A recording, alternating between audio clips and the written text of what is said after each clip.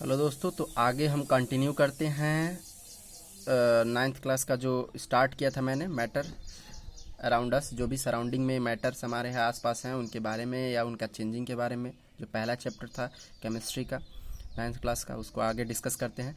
Interchanging in states of the matter. आगे हम लोग पीछे जो टॉपिक पढ़े थे वो उसका वीडियो है, आप देख सकते हैं।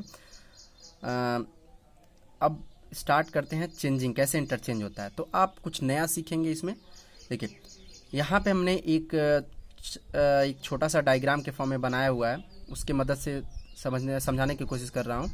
देखिए, सॉलिड, लिक्विड और गैस, सॉलिड, लिक्विड और गैस, ये इंटरचेंजिंग प्रोसेस को क्या बोलते हैं, ठीक है, क्या नाम देते हैं इसमें, वही देखेंगे हम। सबसे पहले देखिए, अगर सॉलिड, ध्यान दीजिएगा, अगर सॉलिड लिक्विड में चेंज होता है, अगर सॉलिड लिक्विड में चेंज होता है तो उसे हम फ्यूजन कहते हैं। सॉलिड लिक्विड में चेंज होगा तो क्या बोलेंगे? फ्यूजन। अगर लिक्विड सॉलिड में चेंज होता है, लिक्विड सॉलिड में, तो उसे हम बोलेंगे सॉलिडिफिकेशन। क्या बोलेंगे? सॉलिडिफिकेशन। नेक्स्ट, अगर लिक्विड गैस में चेंज होता है, लिक्विड गैस में अगर चेंज होता है तो उसे कहते हैं, ध्यान दीजिएगा, लिक्विड अगर गैस में चेंज होता है उसे कहते हैं वेपोरेशन। अगर गैस लिक्विड में चेंज होता है तो उसे कहते हैं कंडेंसेशन। गैस लिक्विड में चेंज होता है तो उसे कहते हैं कंडेंसेशन। आगे देखिए, अगर सॉलिड अगर गैस में कन्वर्ट होता है, सॉलिड अगर गैस में कन्वर्ट होता है तो उसे कहते हैं, डायरेक्ट देखिएगा, सॉलिड अगर गैस में होता है तो सब्लिमेशन, सॉलिड गैस में होगा तो सब्लिमेशन, और गैस से सॉलिड में अगर जाएगा तो उसे कहते हैं डिपोजिशन। गैस से सॉलिड में जाएगा तो उसे क्या कहेंगे? डिपोजिशन। तो ये छोटे से डायग्राम की मदद से सारी चीजें, फ्यूजन क्या होता है तो सॉलिड जब गैस में कन्वर्ट हो जाता है, लिक्विड में हो जाता है, और सॉलिडिफिकेशन क्या होता है? लिक्विड सॉलिड में कन्वर्ट हो जाए। वेपोरेशन क्या होता है? जब लिक्विड किस में हो जाए? गैस में। कंडेंसेशन क्या होता है? जो कंडेंसेशन जो होता है उसको क्या कहते हैं? गैस किस में कन्वर्ट हो जाए? लिक्विड में। सब्लिमेशन किसे कहते हैं? जब सॉलिड गैस में।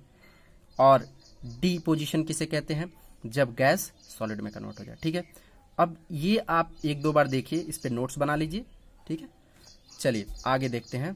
अब एक इम्पॉर्टेंट टॉपिक है आपके पॉइंट ऑफ व्यू से, जो कि आपको पहली बार सुनने को मिलेगा। ये चीज़ें प्रैक्टिकली आप देख रहे होंगे।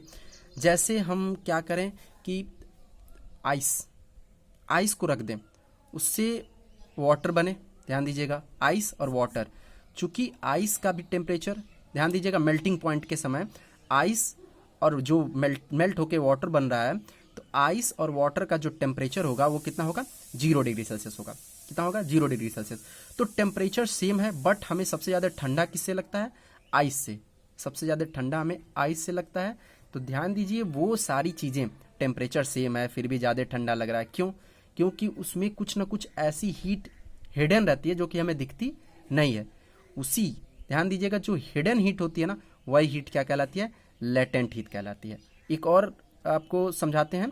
जब हम पानी को बॉयल करते हैं, जब पानी अपने बॉइलिंग पॉइंट पर पहुंचता है, वाटर अपने बॉइलिंग पॉइंट पर पहुंचता है, उस समय ध्यान दीजिएगा, जैसे ही हम बॉयल करते जाएंगे वो वेपर के फॉर्म में कन्वर्ट होता जाएगा, एक बल्क मास के फॉर्म में। आप जैसे ही आप एक बर्तन लीजिए, उस बर्तन में जैसे हम पानी को रख दें और बॉयल करना स्टार्ट करें, जब बॉइलिंग पॉइंट पहुंचेगा तो उसमें वेपोरेशन के फॉर्म में कन्वर्ट होने लगेगा वो। तो जैसे हम ढक्कन हटाते हैं उसका, तो एक उसमें से जो वेपर निकलता है उसकी वजह से हमारा जो स्किन बर्न होता है, जो जलते हैं हम, वो हमें ज़्यादा प्रॉब्लम करती है। अगर जो वाटर है, खौलता हुआ जो पानी है बॉयल करता हुआ, उसमें अगर हाथ डालें तो वो जितना नहीं बर्न करेगा हमें, उतना हमें जो उससे वेपराइजेशन से जो स्टीम निकलता है वो बर्न करता है। इसके पीछे का भी रीज़न वही है कि कुछ न कुछ हिडन के फॉर्म में हीट इंक्लूड रहती है। वो हीट ही हमें क्या कहलाते हैं? उसे लेटेंट हीट कहते हैं। ठीक है, तो लेटेंट हीट दो तरह के होते हैं। सबसे पहला, latent heat of the fusion. Latent heat of the fusion क्या कहलाता है? जब हम 1 kg सॉलिड, ध्यान दीजिएगा, 1 kg सॉलिड को एटमॉस्फेरिक प्रेशर पे, मेल्टिंग पॉइंट पे, लिक्विड के फॉर्म में कन्वर्ट करते हैं। टेम्परेचर सेम रहता है, उसी टेम्परेचर पे, सेम टेम्परेचर पे अगर ऐसा प्रोसेस करते हैं तो जो हीट इसमें हिडन रहता है ना, वो कहलाता है latent heat of the fusion. Latent heat of the fusion. अगर सॉलिड एटमॉस्फेरिक प्रेशर और मेल्टिंग पॉइंट पे सेम टेम्परेचर पे अपना स्टेट चेंज कर देता है तो उसे कहते हैं latent heat of the fusion. अब ध्यान दीजिएगा कि ये लेटेंट हीट कहाँ जाता है, ये हीट जो है एक्स्ट्रा हीट वो कहाँ जाता होगा। याद रखिए जब स्टेट चेंज होता है, जब सॉलिड से लिक्विड के फॉर्म में होता है या लिक्विड से वेपर के फॉर्म में होता है, उस समय स्टेट चेंजिंग में जो एनर्जी चाहिए होती है वो इसी हीट से ले ली जाती है। इसीलिए हीट बढ़ता नहीं है, ठीक है, वो हीट हिडन रहता है, टेम्परेचर सेम रहता है, दिखता तो टेम्परेचर सेम है बट एनर्जी उसमें एक्स्ट्रा रहती है, ठीक है, जैसे स्टीम में ज़्यादा एक्स्ट्रा एनर्जी रहेगी, ठीक है।